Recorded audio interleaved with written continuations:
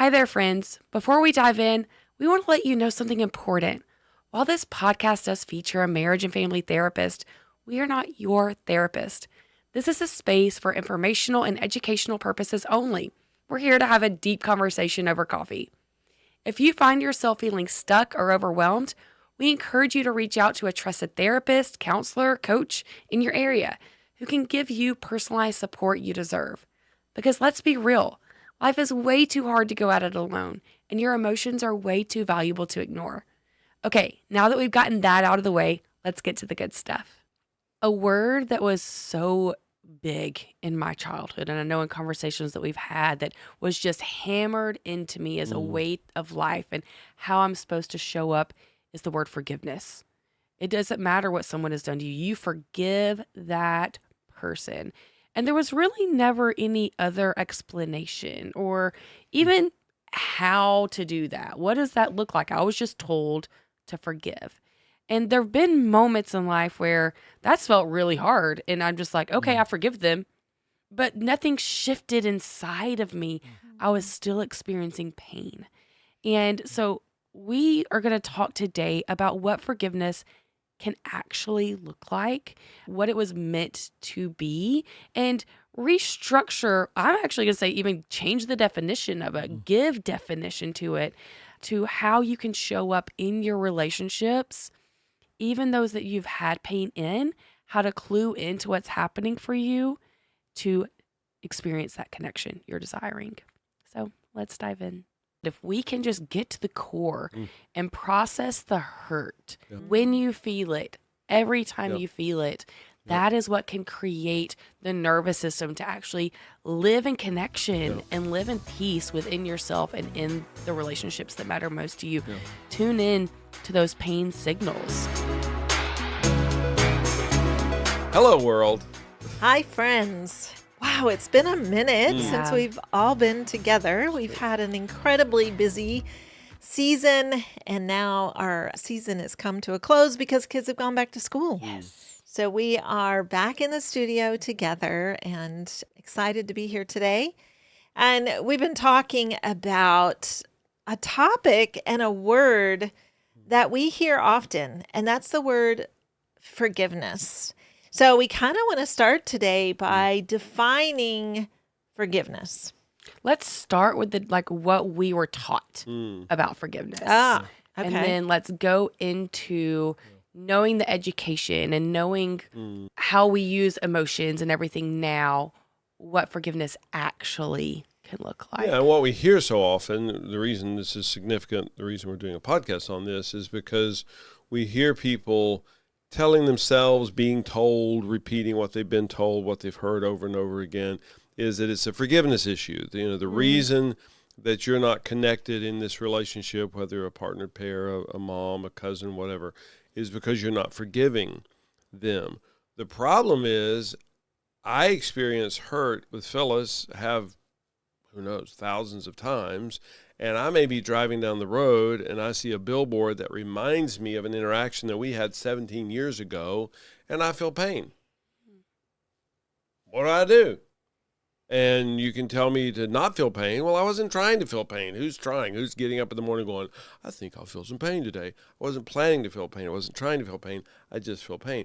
Or you can then tell me to shut up about it. You can say, well, stop it. Stop feeling pain and shut up about it. We don't want to hear your pain.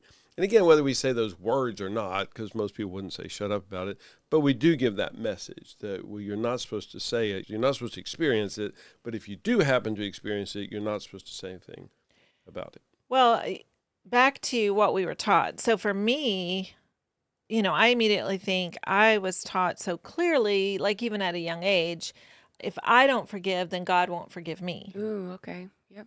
And that's a lot of, to me, that's terrifying. Kind of, because I think, oh, I really want God to forgive me. Wow. So I better forgive all these people.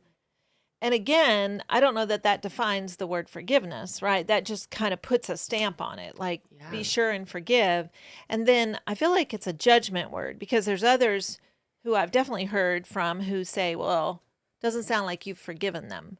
Or the fact that you brought it up again means you haven't forgiven them. So I think others define it in a way, or at least for myself, where if I experience that hurt again or I bring it up, like that's the bigger thing. If I bring it up, then that means I've not forgiven. And it's interesting because even a minute here, you just said about our relationship and 1,000, I've hurt you or we've hurt each other thousands of times. And I think immediately my mind goes to an incident that happened in Maine, which is where we'd go every summer when the kids were growing up.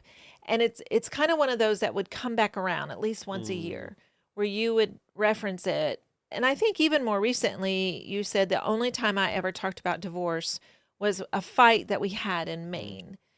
And often when we would go back to Maine, it would almost be like we would cross the border. We always drove. We would cross the border into Maine, and you would get dysregulated, like just crossing the border into Maine.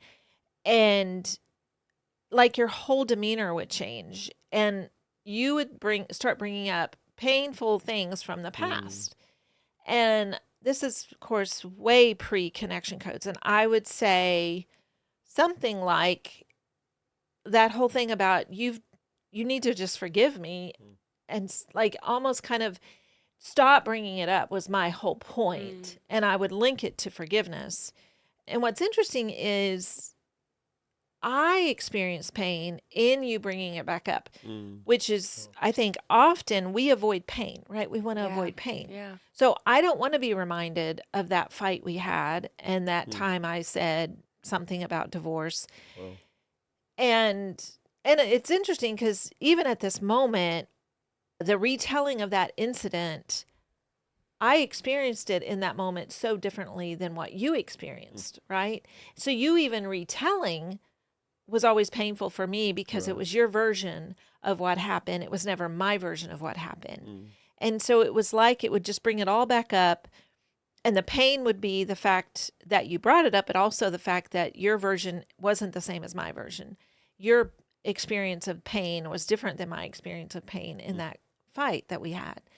And I think that as a society, as humans, we want to avoid pain. And so I think it's so easy to link it to, well, you just need to forgive. Right. And that should be the solution to all pain. If you just forgive, the pain goes away. Well, we know that's not true. That's not the trauma side of it all. That's not how your body stores pain. And so it's just, to me, that is, I know for me, and I don't know for the two of you, if you were taught it any differently or any more specifically than what I've just shared, as far as what the definition of forgiveness. Yeah. I mean, for me, it definitely goes back to early Sunday school days of, you need to forgive sevenfold. There's so many verses about it. And I think that it is one of these concepts or teachings that at the root of it, when we actually get to what forgiveness actually is, it's beautiful and needed for our own healing journey. But just like with everything, it's been weaponized against us. It has been this like held over your head of almost to where it's an excuse now. It's okay for him to keep cheating on you or hurting you as a Christian wife. You just need to forgive him. There's this like weaponization of forgiveness that is creating so much internal pain for ourselves, but also ruining relationships. And so I think about my own journey and forgiveness and feeling that internal pressure of I'm supposed to forgive this person. I'm supposed to forgive this person. Why can I not let this go? And not knowing how. Like feeling like every time I want to, I'm walking into a brick wall of not knowing, do I just say, okay, I forgive them? Well, but I'm still thinking about it the next day. There were never really any tactical steps of what forgiveness actually looks like. And so I'm excited for this conversation today. Yeah, and just side note real quickly, because you kind of referenced that, and I don't know if we've said this specifically on the podcast, but anytime I'm sharing something that I've experienced, it's actually at least three different things, or probably four. I'm sharing my memory of my experience of the event. Well, those three are distinctly different. There's overlap, there's similarities, but they're not identical by any means. Nobody's memory is perfectly accurate, and nobody's narrative is perfectly accurate. So I'm already looking at three different things. And then when you bring in your experience, your memory of the experience, that's six. Well, the event would be the same. So that's five different versions, if you will. And I experienced it differently than you did. And of course, we laugh now so much as connection coders because there's so many things that I feel joy about, you feel fear about. There's so many things you feel joy about, I feel pain about. Well, who's right and who's wrong? Well, neither. That's just what we're experiencing. And we're able to be curious and puzzled, even entertained now, where I go, so that's what happens. We were talking earlier, Tera and I, just about school and such. And we're both going to try to go get smarter degrees. It's very exciting stuff. Smarter degrees. Exactly. This is why I need more schooling. Okay. But Tera experiences joy in things that I don't. And I experience, joy in things she doesn't, but also experience pain in things that she experiences joy in. So who's right and who's wrong? It just is. It's just what's happening for us. So, but back to the whole forgiveness thing, because I do agree with the whole concept, the teaching, the scripture, whatever you want to label it, as far as forgiveness. But forgiveness is not what we have said that it is. Forgiveness does not mean that you now have experienced a lobotomy and you have no memory of this thing. I experience pain thinking about how much we've missed each other for decades. I do. I feel pain about that. It has nothing to do with whether or not I've forgiven you. So forgiveness, if you go back to the original Greek in the scriptures, two different words, but the one that's mostly used is the idea of setting aside. And you could, or even pushing away. So, and the wording is often ambiguous enough that it doesn't even clarify whether it's pushing away the thing or pushing away the person. Because if I'm around someone who hurts me continuously, and if we're just talking scripture, Jesus said if somebody rejects you, go to the edge of where they live and shake out your robes. Now, Jesus knew you couldn't get every particle of dust out of your clothing. That was not the point. The point is it was symbolic that says, I'm just not going to be around you anymore. And what I grew up with, and we've shared on this podcast multiple times, 12, 13 years ago, Phyllis said, babe, why do you pursue relationships with people who don't want a relationship with you? And that I was aghast at her, wretched attitude, her bad spirit, this Jezebel. Because I thought that's what we were supposed to do. Somebody treats you like crap, that's the person you're supposed to devote your life to. And then our adult children got in on that conversation. And they said, that's what you've always done. If somebody spits on you, you invite them over for dinner so they can spit on you in your own home. And that revolutionized my life. I mean, it took a bit for me to wrestle through it. But now I hang out with people who are kind to me, which blows my mind. And, I tease a number of them that I assume they're serial killers. But I don't care. I'm not judging them. They can just go kill people. I'm kidding about all this. But it just puzzles me because I spent most of my life hanging out with people who were not kind to me. So now I hang out with people who are kind to me, and I'm just like, this is weird. This feels, and it is weird because the vast majority of my life was not like that. And so now I'm like, is this wrong? Is this bad? Like I'm spending time with people who are nice to me. I'm not used to this. To this day, it still feels odd. I love it, but I also get nervous about it because it doesn't feel like the Christian way of living, which is what I grew up with. So the whole idea that I'm just going to set this aside, I'm not going to retaliate.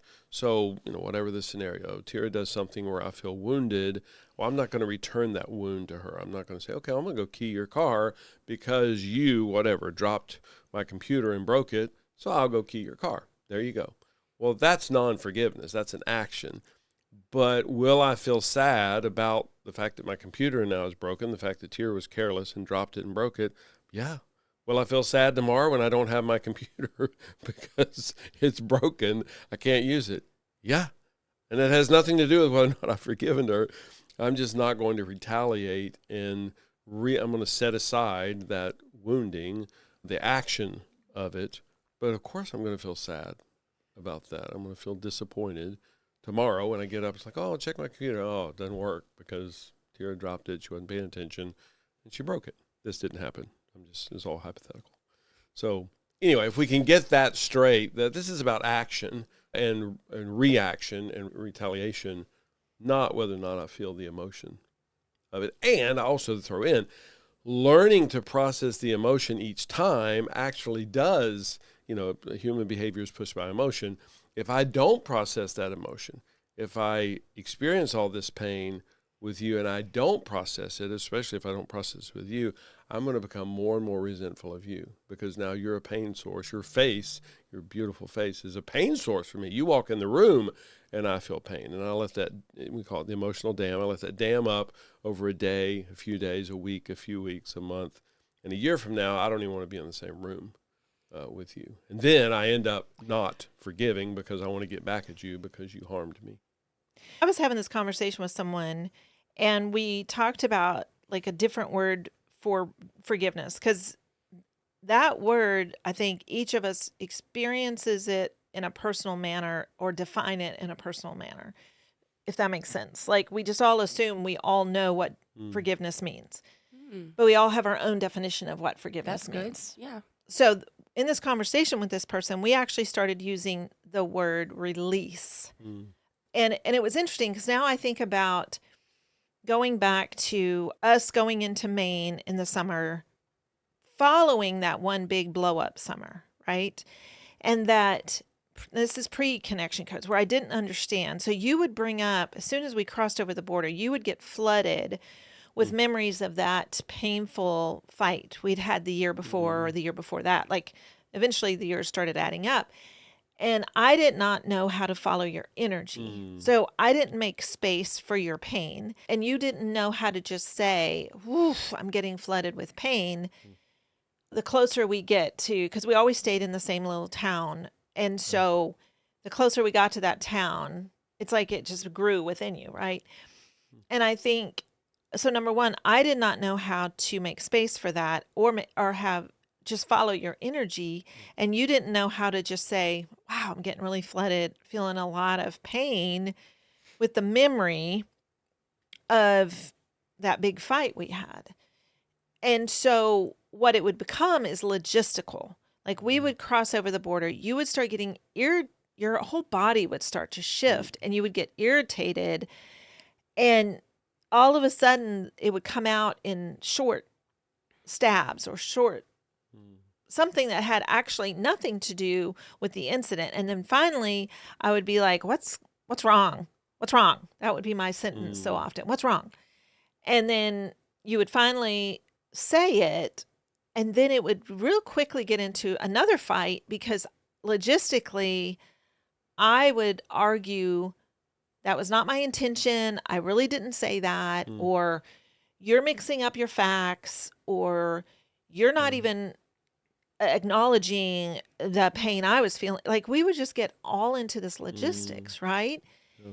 And so, I don't know how often it would just go to the words of, you just need to forgive me, or I'm so sick of you bringing it up. Like, but there was this conversation about forgiveness that would get mixed in there.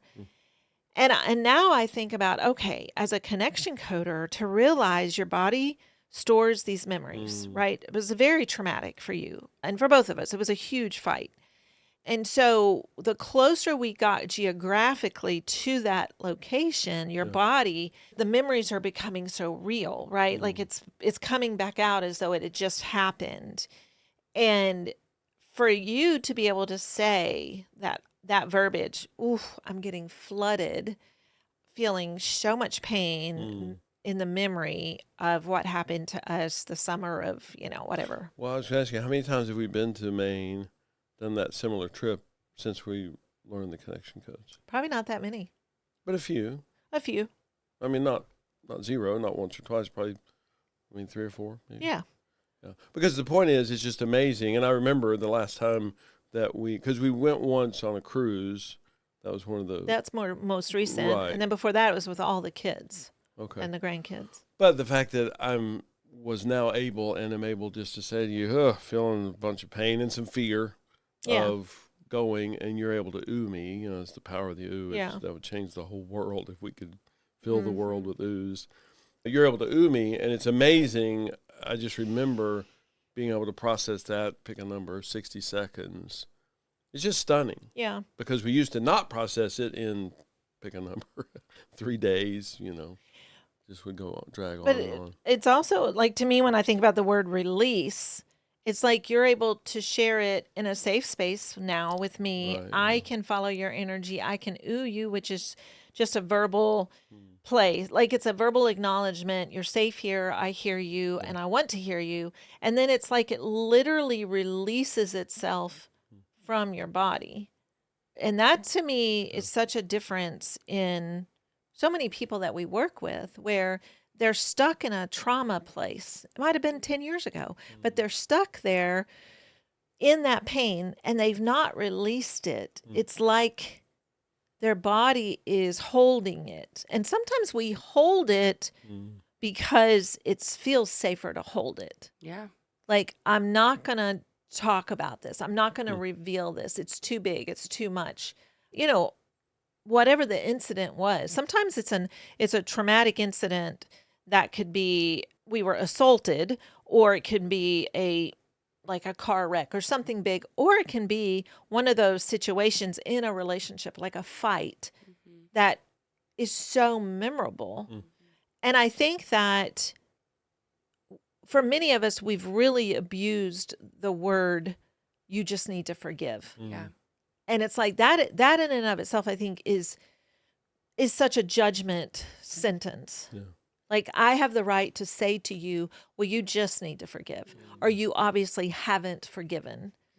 And that is so damaging versus trying to help someone walk through the trauma of that moment and to help them to see that this is actually a personal journey. Because sometimes we point the finger to all the other people involved and we think they need to either change their action, they need to grovel, they need to something versus, oh, I've got to learn how to release this out of my body.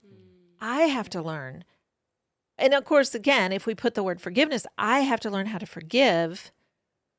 But again, that word is so dangerous now, I think, because of how we were taught and it's slapped around so much versus, because to me, if someone says to me, ooh, it sounds like that's still stuck in your body, to learn how to release it, I'm like, oh, okay, I don't know what you're saying and I don't know how to do that. So let's talk. You know, where if someone says, well, it sounds like you haven't forgiven, Oh. I don't even want to continue that conversation. Or I want to say to that person, yes, I have. And then I'm done. Right? Which is actually not moving you forward at all. No. Right. No. Nope. Right. And then eventually we were at a place, this was years ago, sitting at a table. I just remember this so distinctly. And the woman was an older woman at the time, an elderly woman. And somehow this conversation around this table was mostly strangers, brought her to talking about some trauma that happened to her like 50 years before. And she said, my family won't even have anything to do with me anymore because they all say I just can't forgive and move on. And it was so sad to me because I'm thinking, oh, now especially, I didn't know it was pre-connection codes, but I'm thinking she doesn't know how to release it out of her body. And no one in her life knows that either. And so they all judge her and just say, you need to forgive and move on. She would love to move on. She doesn't know how to move on. Her body is stuck in that trauma. And so that's what she wants to talk about all the time. Yeah, it is bringing up for me. I know that probably when I was about a teenager or in my early 20s, the conversation of forgiveness started to shift a little bit. And I remember people starting to say, it's actually more about you and your own healing than the other person. Because my understanding of forgiveness as a little kid and as I was aging it was about forgiving the other person. So now the other person is in good standing. It's like, okay, it's okay that they hurt me. You know, it's okay that they hurt me. And that's how I viewed it. And so then I started to hear the narrative of it's actually better for you, your own nervous system, for you to forgive. But even still, we didn't know what that looked like. And so that act is what I'm gaining from y'all is processing the pain that has been done to you again and again and again. And doing that that's the process of releasing, acknowledging the pain, vocalizing the pain, co-regulating if you can with that person, but not everybody can. Yeah. and then being able to just do that every time it comes up. Well, that's what I was going to ask you. How many times? Again and again and again. Yes. It doesn't matter. I will say in my own experience, when I look back to mine and Wes's big blow up, I talk about that happened in 2016. At that time, that next year was rolling around, that same date, September 15th. And I had so much anxiety leading into that date. Wow. And just really worried about it and just drowning in pain from it and feeling like I just need to forgive him. And I will say that through my experience now of processing the pain that I felt, however many years ago that was, now, quote unquote, forgive, like, yeah, if that's the label we're putting on it, I've forgiven him because I've processed that pain. It was through the act of saying the pain again and again, where now my pain is so much less sharp. It doesn't sting. It doesn't hurt. In fact, yesterday I was looking at the calendar and I became the CEO of Connection Codes on September 13th. And I was like, oh, how cute is that? It was like right before, like, and it just felt like a little happy moment, that there's not pain in it anymore because I went through the process of actually acknowledging the pain. So what do you do this year if you wake up September 15th in the morning and whatever, you just have a flash? I'm triggered by it. Yeah. What do you do? I tell Wes, like, ooh, feeling some pain that we experienced that. Feeling some pain of what that looked like. Yeah. And then what does he do? He oozed me. Yeah. And, I say that because we're literally talking that. But, it's one of our great frustrations, my great frustrations, that people hear the Connection Codes, learn the Connection Codes, read the book, do foundations, whatever, but they don't actually do the thing. And if we had a video of Tera literally where she just goes, oh, well, I just looked at my watch. It's September 15th, and I was just feeling some pain about what we experienced, because that would be 9 years ago. Is that right? What we experienced 9 years ago on September 15th, and Wes goes, oof, wow, yeah, I hear that. And if he really wants to ruin the day, for him to go, Tera, you need to move past that. You need to forgive. Yeah. And it's amazing to me, when we do it, and I'm not trying to embellish, because I think isn't that pretty close to just what we've experienced culturally? What a bizarre thought that will help. Yeah. That then Tera's like, oh, you're right. Oh, my goodness. What a moron I am. I mean, there's no scenario that I can think of where that's going to be helpful, positive, successful. Whereas Wes going, oof, I hear that. Dang, wow. Yeah, what else? What else happens for you when you think about that? And she goes, well, there's a little bit of anger, maybe secondary anger, it's hard to tell, and a little bit of shame. I just feel a lot of shame because that was a really tough, and you were kind of mean to me that day. And will Wes experience something with your sharing? Maybe he'll process that too. And he goes, yeah, I feel pain when I think about that experience between us two. And then you switch roles, and Tera goes, oh, yeah, so what else happens for you? And we're talking literally that simple. I've started saying to clients the last year or two that, because we do enactments in session, and I'll play the other partner's role. I call myself their understudy. And when we finish the enactment, I'll go, did you notice when I switched to Latin? And they're like, what? And I'm like, did you notice when I started speaking Latin? And they're like, no, you didn't. I'm like, I know. I didn't. You don't have to go learn Latin. Do exactly what Tera and Wes did. That's it. You don't have to quote the periodic table. You don't have to go get a master's degree. Just do that. And it's remarkable to me. Of course, that's one of the reasons we're so lit up about the Connection Codes. Is so simple, so implementable if we will simply do the very thing that we're talking about. Yeah, and so I want to highlight in that with you saying it, me feeling pain or you in our community feeling pain about something that happened previously does not mean you haven't, quote unquote, forgiven someone. Right. Yeah. That pain happens to you. You're not choosing to feel it in that moment. And that the act of forgiveness is releasing, is by acknowledging the pain, acknowledging the hurt, the lonely, whatever emotion, probably all of the emotions that you are experiencing in that moment of pain. Is that? Absolutely. That's what we would say? Yeah, and again, how many times? I don't care. I don't care about the first number. The first number is how many times it happens. I do care about the second number because the second number needs to equal the first number. And if every year, 8 times, every 15th of every month, Tera gets activated, okay, great. I don't care about that. All I care about is she's safe to be able to turn to Wes and go, ugh, it's the 15th again, June 15th. And, man, I saw that came up on my calendar or whatever, and just felt a bunch of pain, felt punched in the face. And for Wes to be able to go, oh, yeah, I hear that, girl. What else happens for you? Does he call you girl? I don't know. Whatever. Sorry. No, I don't know what he calls me, T. Okay. Yeah. But, again, just the simplicity of that. And I don't care if it happens the next 30 years. You have the right to experience what you experience. Right. If you find yourself triggered, like you're the one that has created the hurt, and your partner is sharing like that moment, for you to slow yourself down. And when you want to go back to your old rewiring of saying you should just forgive, if you're in conversation with a friend and you're the one that tends to lean on that moment of suggesting forgiveness, instead to get curious about that person. If your best friend is sharing a hurt that they have with their mother-in-law, get curious. Don't say, just forgive your mother-in-law. Say, ooh, what's happening for you in that? Because that will actually move them so much closer to connection with self, and potentially, like, if there's not harm there, with others. Yeah. Phyllis? Well, I was just thinking about our community, and if you are listening and you're thinking, oh my word, I have beaten myself up so many times because I think I just don't have the ability to forgive, is to take the judgment out of it and get curious about what happens for you, and to slow yourself down and go, okay, let me process through, do an issue specific core emotion wheel.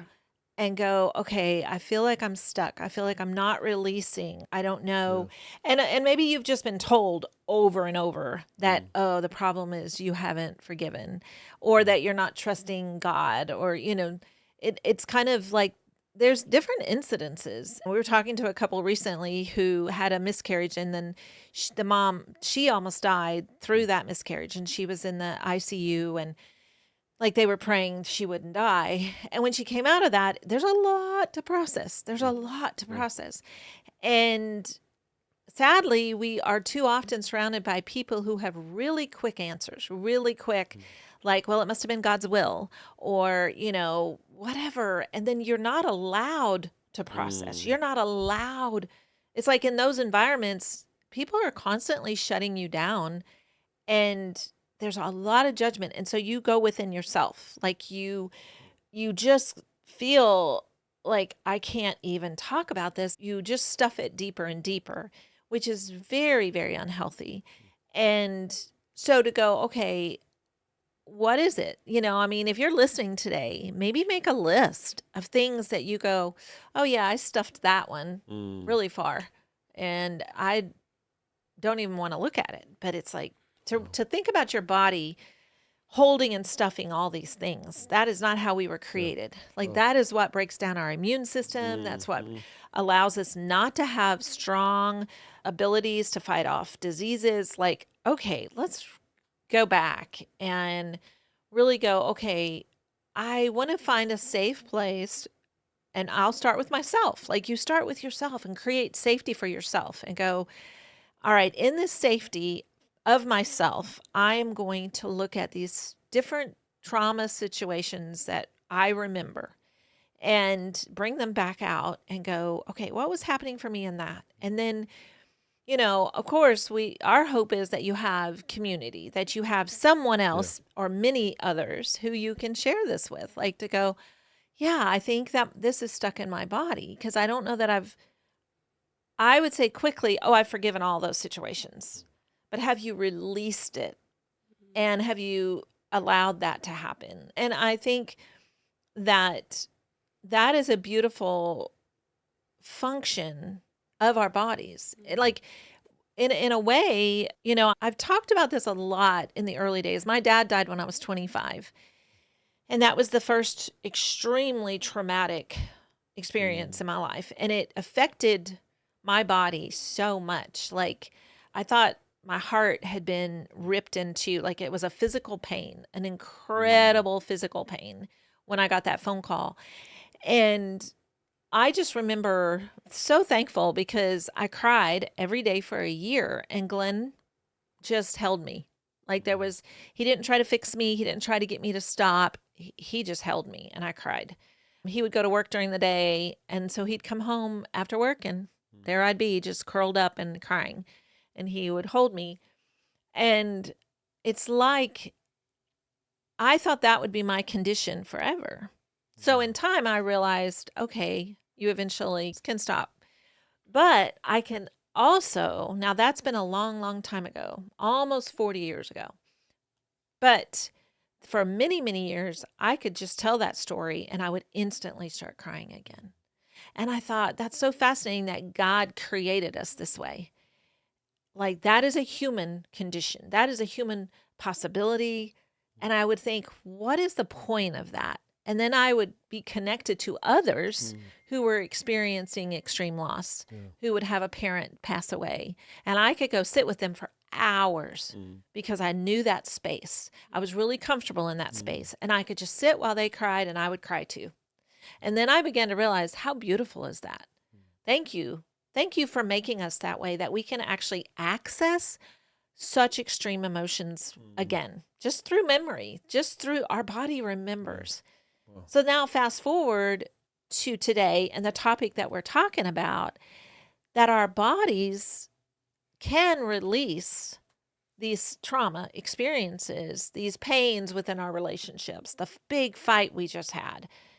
Our body can remember those going forward. So that's what we call you. We all of a sudden get triggered by something. Well, our body remembers, right? But the fact that we now have tools, connection codes are the tools that we've been given to be able to go, oh, I'm just feeling pain. And to be able to say that, or, ooh, I just got hit. Wow, with such extreme pain. And to have the other be able to go, ooh, what's happening with pain?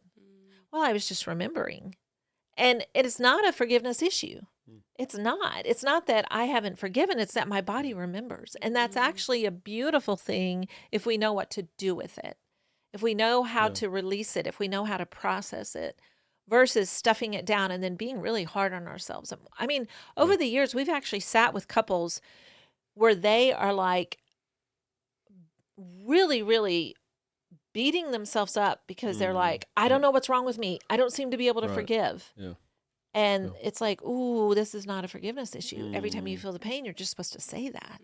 But they've never been taught that. And so they're just, then they make it like a God issue. And they think, I am too dark and too evil. And I might as well give up because God obviously doesn't love me because I can't seem to forgive this person. Well, I don't forgive. Therefore, God's not going to forgive me. So I'm not even forgiven. So there you go. Right. Yeah. So it becomes a huge thing for some people because they just don't know what to do with it. Yeah.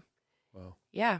I think that's so good. And I'm also thinking through of what we've got to experience in doing this work, of witnessing people that have been able to release and have been able to process their pain, that have actually reconnected with people that had previously caused hurt in them.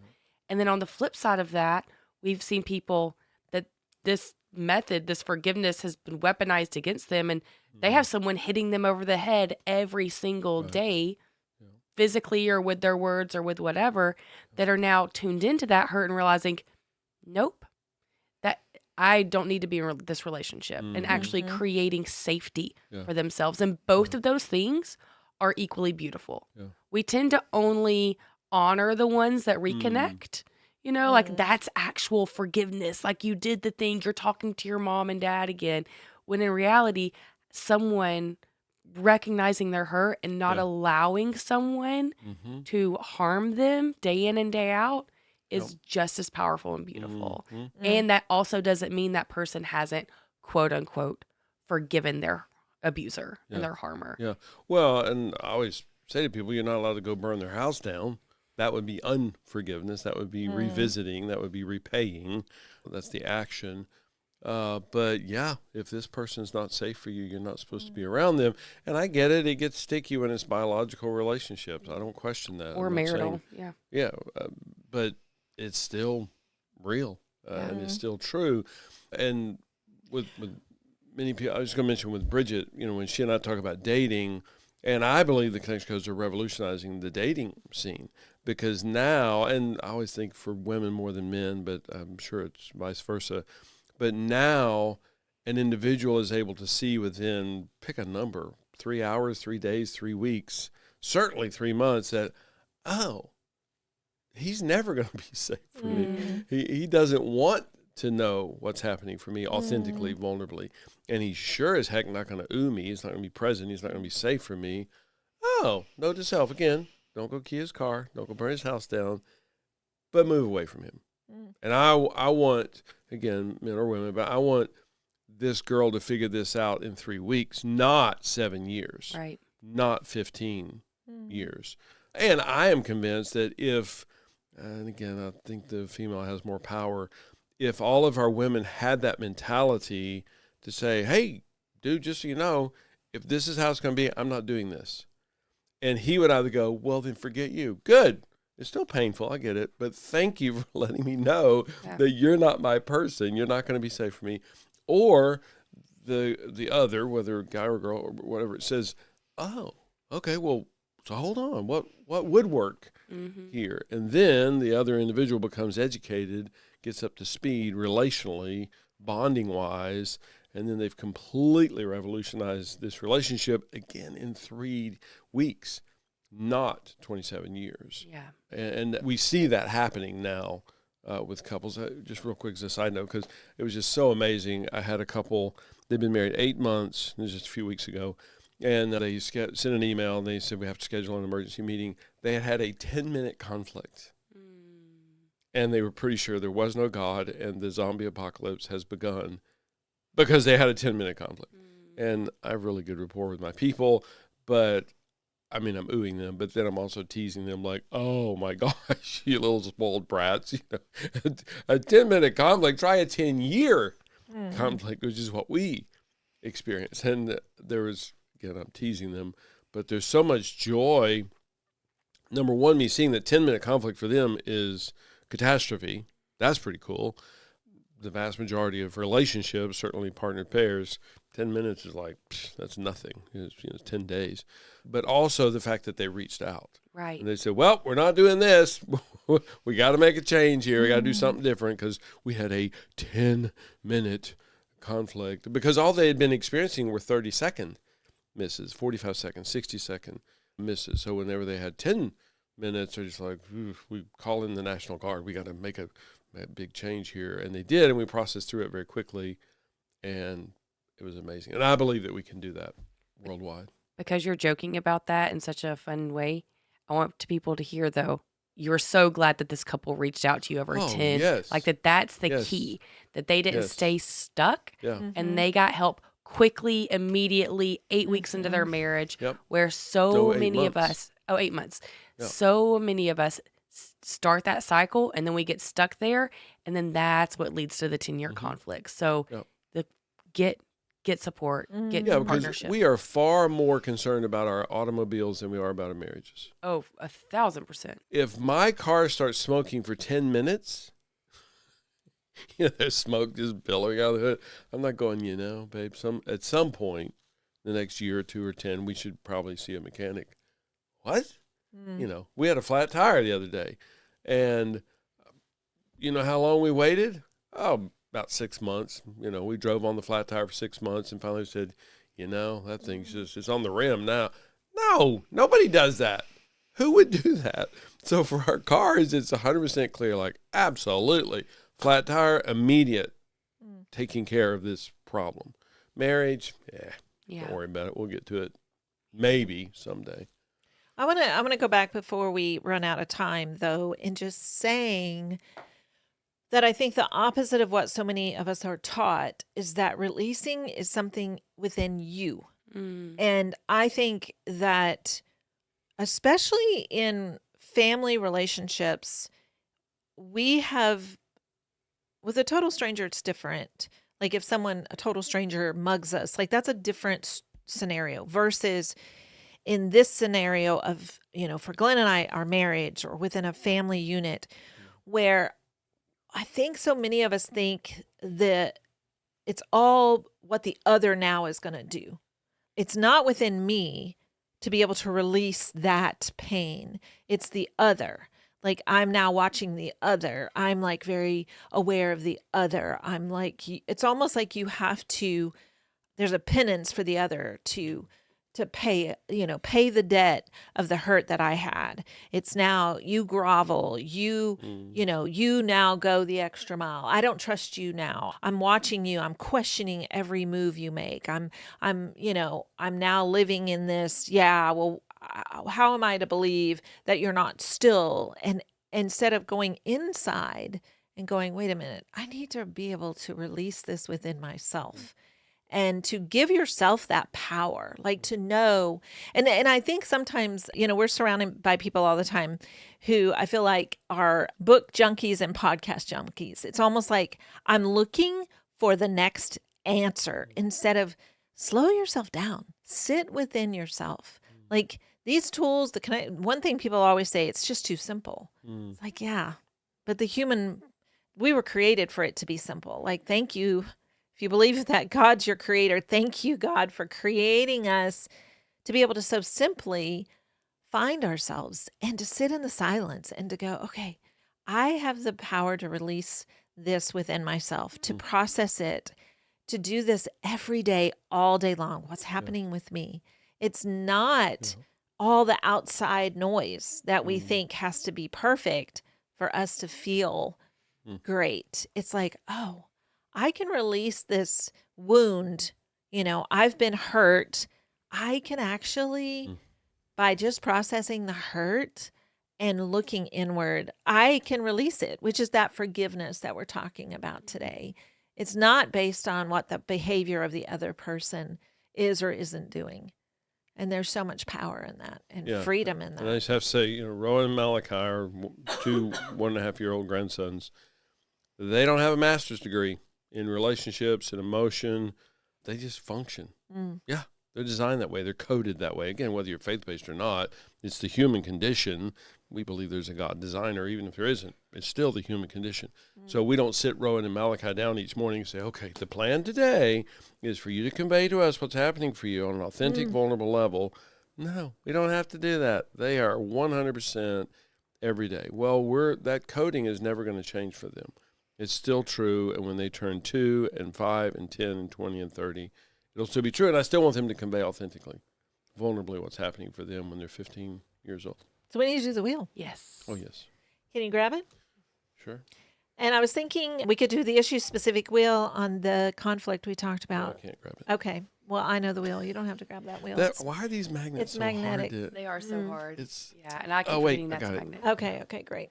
So this is the tool that we talk about so often. And I mentioned earlier just the core emotion wheel, the issue-specific wheel. So let's do an issue-specific wheel on what happened. I don't know if it's been 30 years ago, but that conflict we had where I, for the first time ever, used the word divorce. Wow. Well, it's your idea, so you go first. Okay, I'll go first. Well, when I think about that, there was definitely a tremendous amount of hurt from me that I was experiencing, which led to just lots of sad. Like the conflict in some ways was so trivial. I don't even know if I can remember what the conflict was about, but it was so painful to my body that's when I thought I can't keep living like this. Like, so divorce is what I think that word is the first time I spoke that. Of course, there's a tremendous amount of fear. I remember just the reality of that.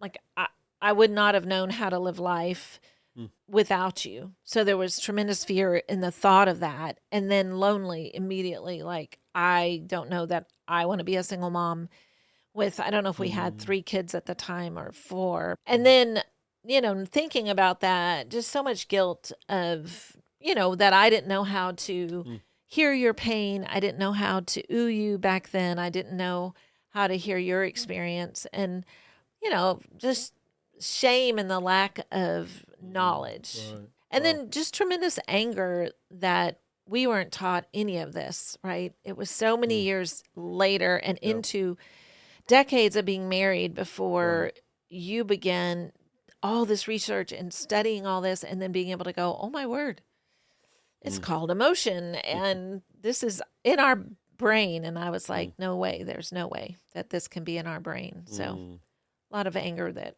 I had no clue. Yeah. Wow. Yeah, for me, there's so much joy now. Oh, I forgot joy. Oh, did you? Yeah. Can I jump back to me? Yeah, of course.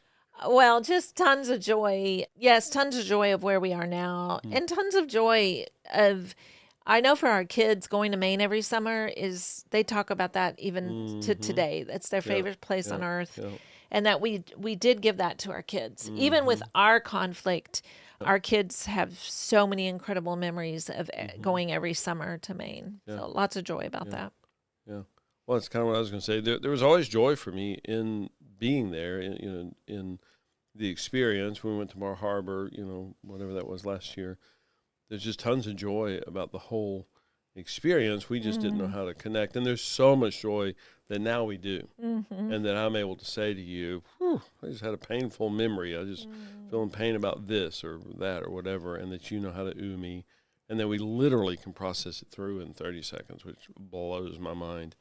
So much guilt and shame that I missed so badly. I had no idea. It's just the last couple of years that you started saying to me, babe, just tell me the pain, tell me the hurt. And even to this day, when you say that, I'm like, really? It's that? That's not possible. It can't be that simple. This has to be a therapy session, 6 months of therapy. No, just tell her the pain. She'll ooh you. She'll be present. I feel so much guilt and shame because I made things so complicated, so complex. Not maliciously, but I sure did. A lot of anger in that for, as you said, we weren't taught. Our parents weren't taught. The vast majority of society is not taught. And the things that we have been taught, the things that most people are taught are actually detrimental, are really, really harmful. So much hurt in that societally we're so whacked out, so messed up in this. And, of course, so much hurt with you because I knew that I was feeling pain. Of course, I didn't know how to present it. But whenever I would share my pain, again, I did it very poorly, but then you would bring more pain. And I'm like, well, this doesn't make any sense. So much sadness in the moment over that and thinking back to this poor, literally ignorant couple, unknowledgeable couple that, like, how sad. Because we've always cared about each other since the day we met. We've always liked each other, but we just didn't have a clue. Yeah. So there's loneliness in that. Back when I was in construction, every summer we'd go to Maine. I'd spend my whole vacation doing projects for people that were so excited about us coming to this little town. So my, vacations were re-roofing people's houses. And I just felt so much loneliness in that, especially when I figured out that you didn't know how to be present for me. And there was always fear in that, fear of saying anything, fear of expressing anything. I was supposed to choose joy, and I lived in fear, continuously. Wow. And lots of fear for people today that don't have these tools. Yeah. Like, oh my goodness, it's just unbearable. But again, back to joy. I'm just amazed by this. We just have so much fun together, and we can navigate anything. And we're just pilgrims on the journey. We're not perfect at it, but we're pretty darn good with the tools. And it's amazing the art that we're creating just for ourselves. With that, it's so beautiful. Wow. Thank you. Thank you. Thank you both for sharing.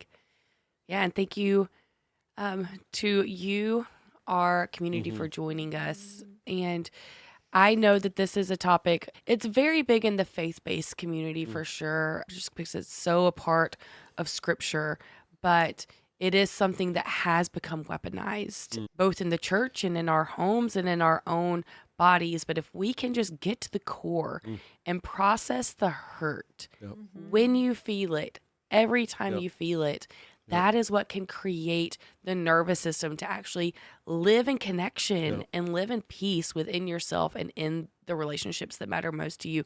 Tune in to those pain signals. I just wanted to say, share this with 5 people. I don't even know these things. I should know, but I don't. Isn't it just a button you push? to share it? Yeah, there is a share button So- where you can copy the link and text it Right. to 5 people. Yeah, so we're not talking about a 30-minute project. Just push the little buttons, and everybody needs this. Oh my goodness, the whole world needs this. Share it with 5 people, and we need to spread this around. We got 8 billion people to reach. Yeah. So it's important. I hear that. Yeah, absolutely. Share it with others. Also, if you are listening and you're like, I need help. You know, I didn't reach out when I was 8 months into my marriage. Wow. And maybe you are 8 months into your marriage. Now is the time, homie. Yes. But you're thinking to yourself, I am stuck in pain. This word forgiveness is something that even hearing the word is painful for me because I feel like I'm walking into a wall every day of pain and I don't know what to do. Well, you are, I'm going to say in luck that you found these tools because we have created a school. We have created a program, the School of Connection, that can actually walk you through the process of learning to release what you're experiencing while also learning how to create connection with others, how to be safe for others, which ultimately, whether it's in your home or your workplace or with your children, you're now living in safety and connection with each other. Yeah, can I say, I don't want to beat this too much, but I've done a lot of schooling. I have never experienced anything this powerful and this crucial. I've studied a lot of things. It's like, okay, fine. Now you know the Pythagorean theorem. Great. You might use it. You might not. I've studied a lot of things, devoted a lot of time and energy. I've written my own biography, I think 9 times. I'm not that famous yet, so it really wasn't worth it. So I put all this effort into schooling. The School of Connection, do that. That's number one. And I genuinely believe that. Yeah. I think especially for our communities of people that are, one, you're feeling disconnected right now, and you're also responsible for leading a team of people. Yeah. Like the level of disconnection when you are an entrepreneur or a pastor or a teacher, you are carrying not only your own emotions, but so many others. And so the rising tide lifts all ships. Lift yourself, connect with yourself, and that is the path to creating the community around you for that. And our School of Connection is done in live cohorts where you're actually getting to interact with other people and practice in real time. And so if it's closed right now and you're actually listening to this episode, there's a wait list. So go to the show notes, click the link, and join the wait list for our next cohort. And thank you for being here. Thank you for sharing this episode with your friends. And we do all of this because you need this. You deserve this. So let's do this. Let's do this.